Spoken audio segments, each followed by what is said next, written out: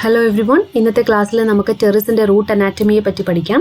ഇപ്പോൾ root anatomy വളരെ സിമ്പിളാണ്.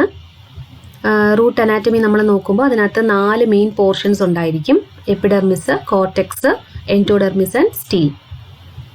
എപ്പിഡെർമിസ് യൂണിസീറിയേറ്റ് ആയിരിക്കും and also it will be covered externally by thick cuticle.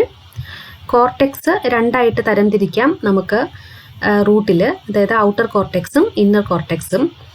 Outer cortex ഉണ്ടാക്കിയിരിക്കുന്നത് sclerenchyma cells കൊണ്ടാണ്. ഇതിനെയാണ് ഹൈപ്പോഡെർമിസ് എന്ന് വിളിക്കുന്നത്.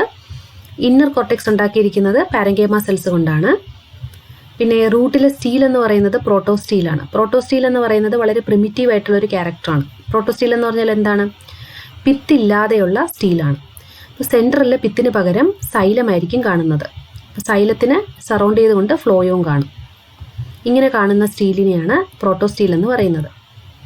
മാത്രമല്ല ഇവിടെ സൈലം എക്സാർക്കും ഡയാർക്കും ആയിരിക്കും. എക്സാർക്ക് എന്ന് പറഞ്ഞാൽ മെറ്റാസൈലം സെൻറ്ററിലും പ്രോട്ടോസൈലം പെരിഫറിയിലും കാണപ്പെടും. ഡയാർക്ക് എന്ന് പറഞ്ഞാൽ 2 സൈലം സ്ട്രാൻഡ്സ് കാണുന്നു. ഓക്കെ, ഇതിനെയാണ് ഡയാർക്ക് സൈലം എന്ന് പറയുന്നത്. ഇത്രയേ ഉള്ളൂ റൂട്ട് അനാറ്റമി.